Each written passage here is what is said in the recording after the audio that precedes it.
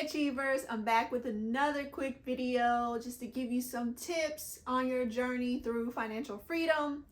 And today I want to talk about a mistake that I made, and I know I don't usually talk about mistakes, so this is new for me, so bear with me. But that's social media, right? Everybody looks like they have it all together. We don't. So I want to talk about my number one biggest financial mistake. And it cost me $400,000. And that's a lot of money for anybody. That's a lot of money. So in 2017, I went through a divorce, and that was a very challenging time in my life, and understandably so. I was so emotionally drained with the entire process of getting the divorce, and emotionally drained from the feelings that I have for my ex-spouse and our family and everything.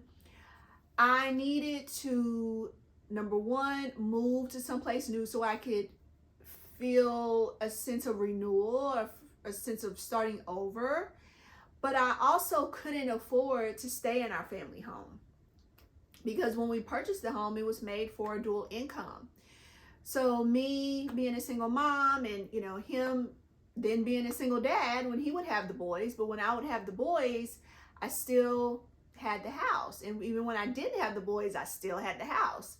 And it was a pretty expensive house. The house was purchased for $400,000, okay? And the mortgage was around $2,400, I think $2,410 just for the mortgage.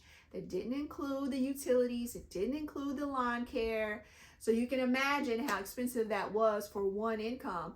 And even though I'm a professor, professors are not very extremely well paid. It's not a well-paid profession. It's a great salary, it's a good living wage, but it's not an exorbitant amount of money. So don't think that professors are rich, okay? So with my one income, that was pretty challenging for me. Now, I decided to move because when I looked at my budget, the dollars and cents, the math wasn't mathing. So I needed to move. So I moved to a smaller apartment that shaved $1,000 off my housing expense. $1,000 immediately. So that was a big deal for me, to be able to save that much money a month. So I could start to rebuild my emergency fund, start to just get my head together, figure out where I was going next, what I was going to do next, and start preparing for my future, my children's future, their college education, things of that nature. Well, I sold the house, and since we hadn't lived in the house very long, I did not have any equity. We had done some remodeling to it.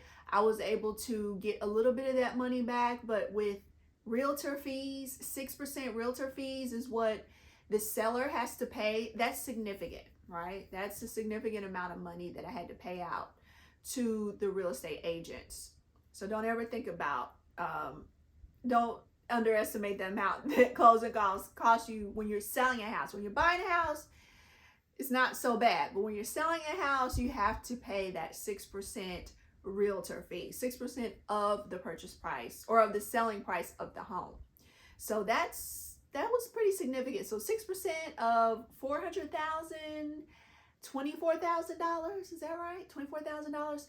So that's a significant amount of money. So that's why I didn't make much on the house. Now, moved to an apartment. That was great. I could rebuild, fresh start. Well, guess what? I eventually purchased a home again, because I still do believe in home ownership. However, obviously from 2017 to 2020, that 3 years, that was enough time for housing prices to go up. But guess what? Now, even 3 years later, 2023, so from 2017 to 2023, that's 6 years. I looked recently at the value of the home that I sold after my divorce. It's worth $800,000. Remember, I purchased it for $400,000. Now it's worth $800,000. Now you're probably saying, like I've said a million times, I made the right decision. I couldn't afford the home at the time. I needed to rebuild my savings, rebuild my emergency fund, rebuild myself. I needed to take time for me. That huge house was a burden for me. So I made the right decision at the time. However, looking back on it, I would have done some things differently. The first one, not sell it. Now, would I have stayed in it? No, I would not have lived in it.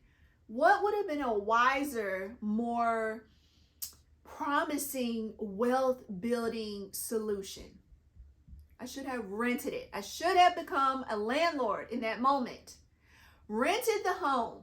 There are plenty of executives and traveling nurses and different people who need to rent a really great home in a great neighborhood in a great school district. I should have rented out the house. I never thought about it. And no one else thought about it either. They said, don't sell it, stay in it, and make ends meet. I couldn't see that. With my budget and where I wanted to go and what I wanted to do with my money, the math wasn't mathing, as they say. I love that saying. So I decided to sell it and move. But in reality, I should have kept it, rented it out, and then still moved to the apartment so that the house could have still been building wealth. Here's how.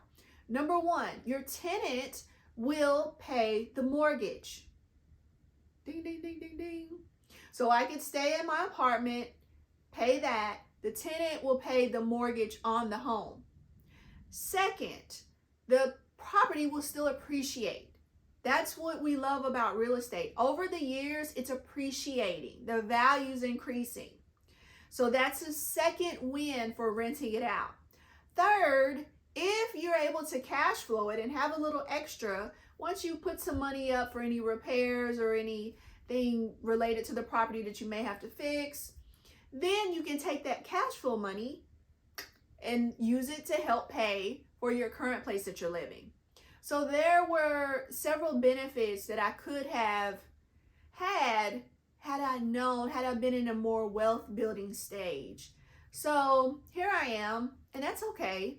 I still bought another home. I'm still doing well. I may or may not have tenants.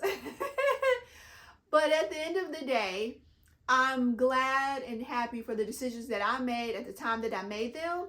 But hindsight is always 20/20. So if you're going through a divorce, or even if you're moving to a different state, getting a new job, whatever the case may be, and you want to move up into a better house, a newer house, a different neighborhood, please consider keeping your current home, not selling it, renting it out so that you can continue to build your wealth.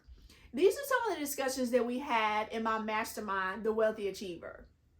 We talk about ways to be smart with our money. How can we make our money work for us? How can I have more money without working more hours? How can I build real wealth? I'm talking about 6 figures and 7 figures, period. Money in the bank, real money. How can we build it? That's what we talk about in The Wealthy Achiever. And that is for you. If you're a busy professional, maybe a mom, you want to build wealth. You're tired of potentially living paycheck to paycheck. Maybe you're like me. When I was going through my divorce and I was in a house that I couldn't afford, but I wanted to keep up with the Joneses. I wanted to look like I had it all together. I wanted a nice house. That's what I worked for, right? But it was taking everything I had. I was house poor. You don't have to be that way. There is a group for you in The Wealthy Achiever, a support group, an accountability group to teach you how to invest. What about that 401k? If you're a busy professional working, you may not have taken the time to learn what you can invest in. What are all your options? Is your 401k increasing? That is your number one spot for wealth building. Debunk all the myths about, oh, the 401k isn't worth it. Oh, you shouldn't invest in it. I don't know why I've been hearing that lately, but I have. That's a myth. No, it's tax advantaged. Think about bringing more money home in your paycheck today and saving and investing for your future. The stock market on average returns 7 to 10% a year, depending on who you're asking and what inflation is, all right? Between 7 to 10% on average over the span of, let's say, 10 years. So it doesn't matter if it's down last year, it's up 15% this year, right? And over time, you're building wealth. And we can do this together. This is what we teach in our personal finance and investing education program in the Wealthy Achiever. So please, let's talk. Let's get on a call. Come to one of our free mini masterclasses that we do once a month. Set up a coaching call. Go to LakishaSimmons.com to learn more. Don't make the big financial mistake I made. Let's work together.